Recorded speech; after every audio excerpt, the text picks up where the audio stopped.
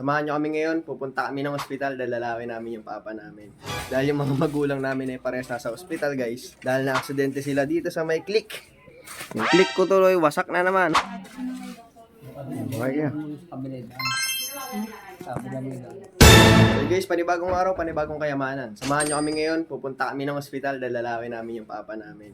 Sama ko yung ate kong pangit. Okay ka naman sa vlog ko. Quick vlog lang to, quick update. Dahil yung mga magulang namin ay parehas nasa ospital guys, kami ang naiiwan dito sa bahay. Dahil na-aksidente sila dito sa may click. Yung click ko tuloy, wasak na naman. Hoy, tumabi ka dyan. Wasak na naman guys yung click ko. So man, dalawin natin si Papa dahil nami-miss niya na raw ako.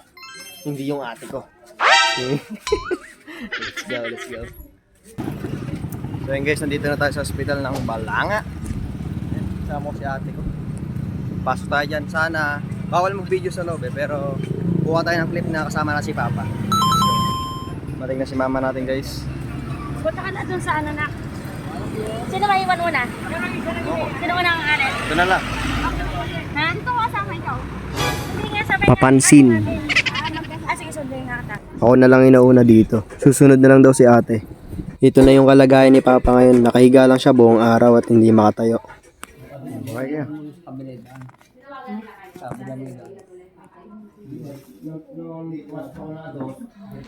Dumating na rin dito sila ate kasama si mama. Dire-diretso lang daw siya.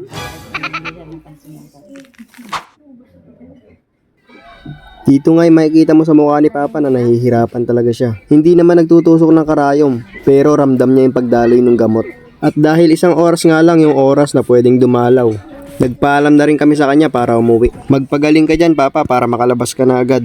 May diabetes nga pala siya guys kaya hindi agad gumagaling yung sugat niya. So yun guys, pauwi na tayo, nakadalaw na tayo kay Papa. And bibili kami ngayon ng Jollibee dahil gusto niya raw ng Jollibee.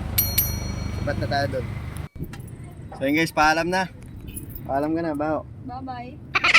Bye-bye!